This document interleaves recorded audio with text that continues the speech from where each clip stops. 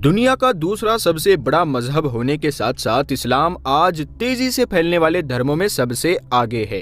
लाखों लोग हर साल इस्लाम को अपनाते हैं और इसकी तालीमात को अपनी जिंदगी का हिस्सा बनाते हैं। मगर सोचिए, जब इस्लाम जैसी सच्चाई और रहमत इंसान को नसीब हो जाए तो कौन ऐसा बदनसीब होगा जो इसे छोड़कर भटकाव का रास्ता चुन ले।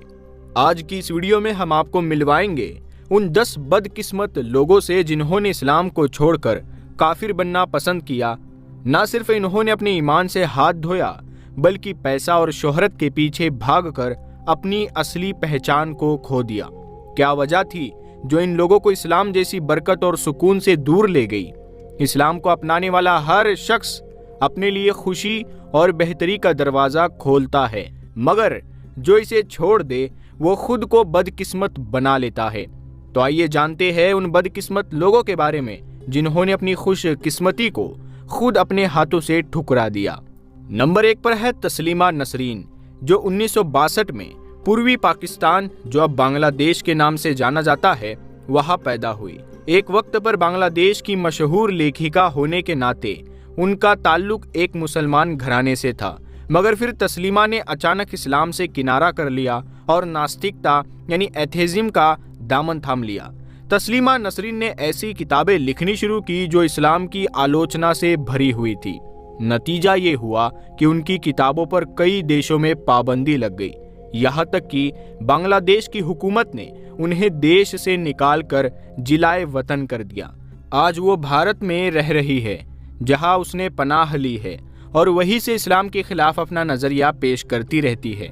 लेकिन तस्लीमा नसरीन अकेली नहीं है। दुनिया में और भी कई मशहूर हस्तियां हैं जिन्होंने या तो इस्लाम को अलविदा कह दिया या जिनके ईमान का आज तक कोई पता नहीं है।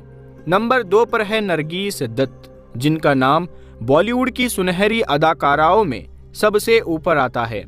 मशहूर अदाकार और बॉलीवुड सुपरस्टार संजय दत्त की वालिदा नरगिस का शुमार अपने दौर की सबसे खूबसूरत और सबसे मशहूर अदाकाराओं में होता है।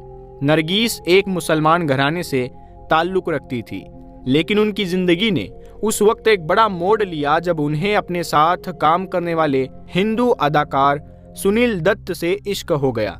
ये कहानी किसी फिल्मी ड्रामे से कम नहीं थी। कहा जाता है कि एक बार फिल्म के सेट पर अचानक आग लग गई थी और सुनील दत्त ने अपनी जान पर खेलकर नरगिस को उस आग से बचाया। यही बहादुरी और फिक्र इन दोनों के रिश्तों की बुनियाद बनी। इस वाक़ये के बाद नरगिस और सुनील दत्त के बीच नज़दीकियाँ बढ़ती चली गई और जल्द ही इन दोनों ने शादी कर ली। इस शादी के बाद नरगिस ने न सिर्फ इस्लाम को छोड़ दिया बल्कि उन्होंने अपना धर्म बदलकर, अपना नाम बदलकर निर्मल दत्त रख लिया और हिंदू धर्म को अपना लिया। नरगिस का ये फैसला उनकी ज़िंदगी का एक ऐसा हिस्सा बन गया जिसने उनकी धार्मिक और व्यक्तिगत पहचान को बदल दिया। नंबर 3 पर है जावेद अख्तर, जिनका नाम बॉलीवुड में किसी परिचय का मोहताज नहीं। मशहूर अदाकार फरहान अख्तर और निर्देशक जोया अख्तर के वालिद जावेद अख्तर भारतीय फिल्म इंडस्ट्री के सबसे बड़े शायरों और स्क्रीन राइटरों में से एक है। उनकी उम्र लगभग 78 साल हो चुकी है और उन्होंने अपनी लेखनी से शायरी और फिल्म जगत में एक अमिट छाप छोड़ी है। जावेद अख्तर का ताल्लुक एक मशहूर और अदबी परिवार से है। उनके वालिद जानिसार अख्तर खुद एक मशहूर शायर थे और उनके दादा का शुमार बर्रे सगीर के मशहूर उलमाए दीन में होता था। इस्लामी इल्म और अदब का ये सिलसिला उनके ख़ानदान में पीढ़ियों से चलता आ रहा था, लेकिन जावेद अख्तर ने अपनी शोहरत के मामले में अपने पूर्वजों को बहुत पीछे छोड़ दिया। मगर एक बात जो बहुत कम लोग जानते हैं वो ये है कि भले ही जावेद अख्तर का नाम एक मुसलमान जैसा हो, लेकिन अब वो खुद को इस्लाम से जुड़ा नहीं मानते। असल में जावेद अख्तर ने नास्तिकता यानी एथेइज्म को अपनाया और वो इस बात पर यकीन नहीं रखते कि इस कायनात में कोई खुदा मौजूद है। उनके इस फैसले ने उन्हें धार्मिक मान्यताओं से दूर कर दिया और उन्होंने कई मौक़ों पर खुलेआम कहा है कि वो किसी धर्म में यकीन नहीं रखते। इस्लाम को छोड़ने के बाद उन्होंने अपनी पहचान एक नास्तिक के तौर पर बनाई है और उनकी सोच का असर उनके लेखन और विचारों में साफ झलकता है। नंबर 4 पर है फातिमा सना शेख, जो भारतीय फिल्म दंगल में अपनी बेहतरीन अदाकारी से शोहरत की बुलंदियों पर पहुंची। फातिमा का नाम सुनते ही एक मुसलमान अदाकारा का ख्याल आता है, और ये कोई हैरत की बात नहीं, क्योंकि उनकी वालिदा एक कश्मीरी मुसलमान है, वही उनके वालिद एक कश्मीरी हिंदू है। फातिमा का नाम भी इस्लामी पहचान के साथ रखा गया और वो बचपन से इस्लाम के काफ़ी करीब रही। उनका धार्मिक और सांस्कृतिक ताल्लुक एक मिश्रित परिवार से था, जहां दोनों मजहबों का असर था। मगर कुछ वक्त पहले फातिमा ने एक बड़ा ऐलान कर दिया, जिसने उनके चाहने वालों को हैरान कर दिया। उन्होंने कहा कि वो खुद को ना तो मुसलमान मानती है और ना ही हिंदू। फातिमा का कहना है कि उन्हें दोनों में से किसी भी धर्म में कोई दिलचस्पी नहीं है। उन्होंने अपने लिए धर्मनिरपेक्षता का रास्ता चुना है और खुद को किसी मजहबी पहचान से अलग कर लिया है। नंबर 5, हरिलाल मोहनदास गांधी। महात्मा गांधी के सबसे बड़े बेटे हरिलाल गांधी का ताल्लुक एक ऐसे घराने से था जहां उन्हें अपने वालिद के आदर्शों का साथ देना चाहिए था, मगर उनकी जिंदगी में बहुत उतार चढ़ाव आते गए। हरिलाल का जन्म 23 अगस्त 1888 को हुआ। साल 1936 में उन्होंने इस्लाम कबूल कर लिया और अपना नाम अब्दुल्ला गांधी रख लिया। इस्लाम कबूल करने के बाद उन्हें समाज और अपने घरवालों की तरफ से शदीद मुखालिफत का सामना करना पड़ा। घरवालों के दबाव में आकर उन्होंने इस्लाम छोड़कर फिर से हिंदू धर्म अपना लिया। Number 6, Barack Hussein Obama. Barack Obama जो अमेरिका के पहले अफ्रीकी अमेरिकी सदर बने। बराक ओबामा का ताल्लुक एक मुस्लिम बाप और क्रिश्चियन माँ से था। ओबामा के बाप बराक ओबामा सीनियर मुसलमान थे और केनिया से ताल्लुक रखते थे।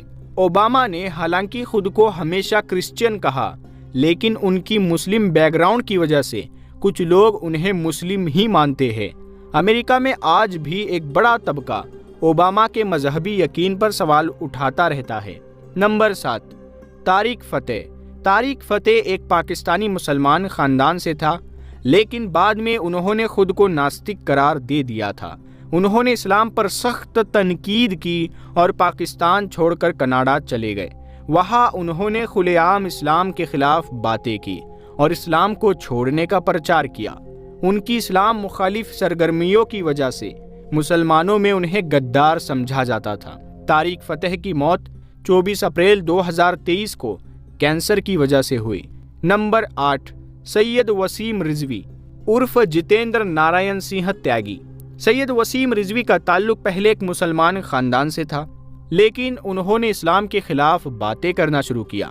उन्होंने कुरान से 26 आयतें हटाने की सुप्रीम कोर्ट में दरख्वास्त दी थी, जिसे अदालत ने रद्द कर दिया।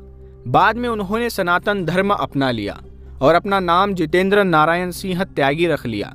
इस्लाम छोड़ने के बाद उन्हें ना तो इज्जत मिली और ना ही कोई पहचान बची, और वो आज गुमनाम जिंदगी बसर कर रहे हैं। नंबर 9, परवीन बॉबी। परवीन बॉबी का ताल्लुक एक पश्तून मुस्लिम खानदान से था। वो 1970 या 80 के दशकों में बॉलीवुड की सबसे मकबूल अदाकाराओं में से थी। उन्होंने पहले इस्लाम को छोड़कर हिंदू धर्म अपनाया और फिर ईसाईयत की तरफ रुख किया। उनकी जिंदगी दौलत और शोहरत से भरी थी, लेकिन उनकी मौत तन्हाई और बेबसी में हुई। जनवरी 2005 में वो अपने फ्लैट में मुर्दा पाई गई। उनकी मौत ने बहुत से सवाल खड़े कर दिए थे। नंबर 10, ज़ैन मलिक। ज़ैन मलिक जो दुनिया के सबसे मशहूर सिंगरों में से एक है, उनका ताल्लुक ब्रिटेन के एक पाकिस्तानी मुसलमान ख़ानदान से है। उन्होंने अपनी शुरुआती ज़िंदगी में इस्लामी तालीमात हासिल की, मगर बाद में खुद को नास्तिक करार दे दिया। उन्होंने कहा कि वो अब खुदा पर यकीन नहीं रखते। उनकी निजी ज़िंदगी और उनके रिश्ते भी काफ़ी मुख्तलिफ रहे, जिसमें बिना शादी के उनके एक बेटी भी है। प्यारे दोस्तों, इस वीडियो में आपने ऐसे 10 लोगों की कहानियाँ सुनी जिन्होंने किसी वजह से अपना धर्म बदल लिया या फिर अपने मजहबी यकीनात से दूर हो गए। ये कहानियाँ हमें ये सिखाती है कि इंसानी ज़िंदगी में ईमान, यकीन और फैसले कितने अहम होते हैं। कुछ लोग दबाव और हालात की वजह से अपने मजहब को छोड़ देते हैं, जबकि कुछ अपने अंदरूनी ख्यालात और ज़िंदगी के तजुर्बों की बिना पर एक अलग रास्ता चुनते हैं। हर शख्स की अपनी जद्दोजहद और अपने सफ़र की कहानी होती है, जिसमें उन्हें अपनी पहचान और यकीन को फिर से तलाशना पड़ता है। अल्लाह पाक का लाख लाख शुक्र है, अल्लाह पाक ने हमें मुसलमान बनाया, मुसलमान घराने में पैदा किया, प्यारे नबी सल्लल्लाहु अलैहि वसल्लम की उम्मत में पैदा फरमाया और उनका उम्मती बनाया। सुबहान अल्लाह। हम उम्मीद करते हैं कि आपने इस वीडियो से कुछ नया सीखा होगा। अगर आपको ये वीडियो पसंद आई तो इसे लाइक और शेयर करें और हमारे चैनल को सब्सक्राइब करना ना भूलें, ताकि आप हमारे आने वाले दिलचस्प वीडियोस देख सके। अल्लाह हम सबको हिदायत दे और हमें सही रास्ते पर चलने की तौफीक दे। अल्लाह हाफिज़।